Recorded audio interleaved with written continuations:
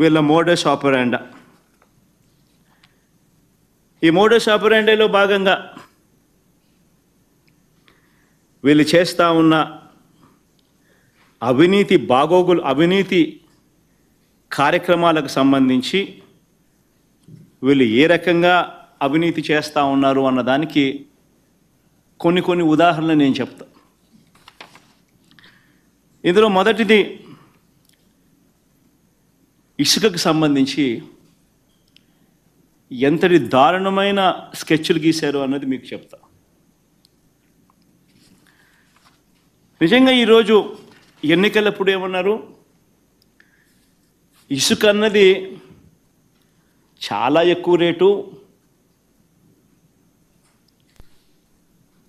అని ఆర్గ్యూ చేశారు.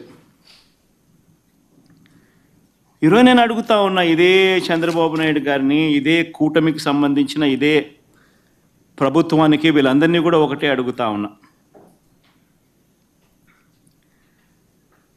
వీళ్ళందరూ కూడా ఈరోజు రాష్ట్రంలో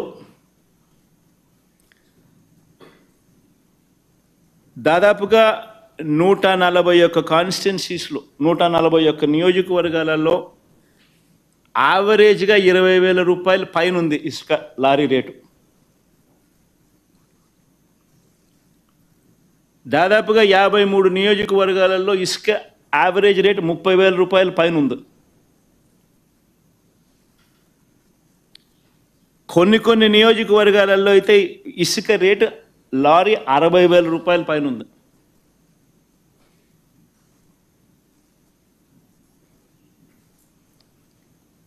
నేను అడుగుతా ఉన్నా, ఒకవైపున ఇసుకేమో ఉచితం అంటారు,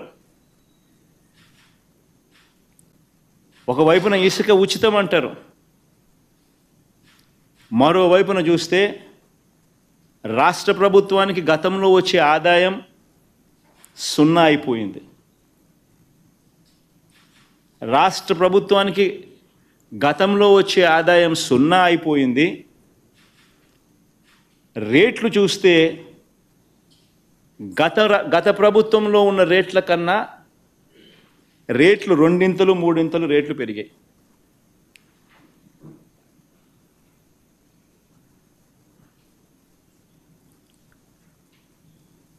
నేను అడుగేది ఒకటే, గతంలో అయితే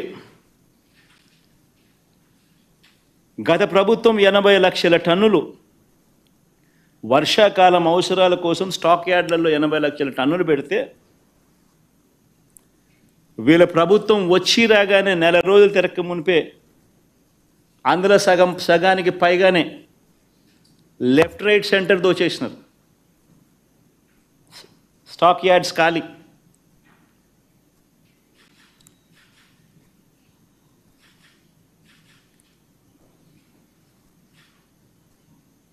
ఇవన్నీ వాస్తవాలు కనిపిస్తూ ఉన్నాయి. వాస్తవం అవునా కాదా అని అడుగుతా ఉన్నా.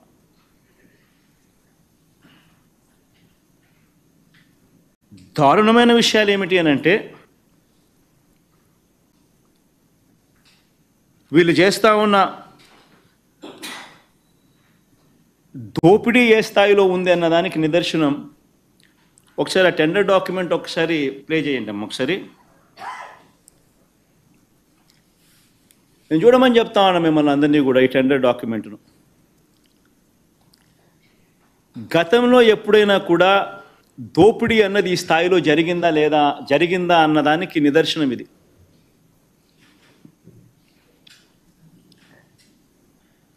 కిందికి రామ్మా, ఇంకా కిందికి రా. 2 రోజులు మాత్రమే టెండర్లకు, అది కూడా పండగ వేళ. అందరూ దసరా పండగ సందర్భంగా ఉంటే అందరూ పండగలో నిమగ్నమై ఉంటే, బిజీగా ఉంటే 108 రీచ్లకు వీళ్ళ టెండర్లు పిలిచారు. 2 రోజులు టైం. 8వ తారీఖు పైన మీరు డేట్ చూస్తే, పైన 8వ తారీఖు బిడ్ టెండరు. పైకి మామ, బిడ్ నోటీస్ 8వ తారీఖున కిందికి రామ్మా. Last date for submission of bids 10వ తారీఖు. 2 రోజులు టెండర్ నోటీస్ ఇచ్చి ఎవరైనా ఎక్కడైనా కానీ చేయడం చూశారా అని అడుగుతా ఉన్నా.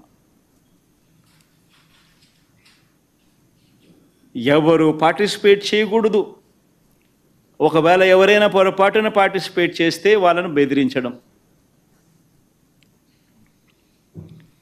ఒక మాఫియా తయారైపోవడం, పూర్తిగా గవర్నమెంటే దగ్గరుండి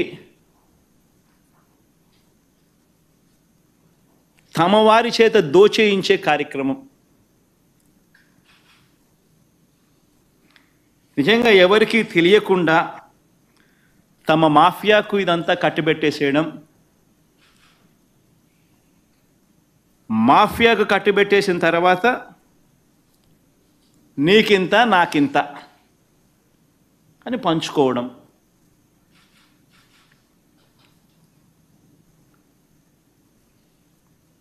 నేను అడుగుతా ఉన్నా,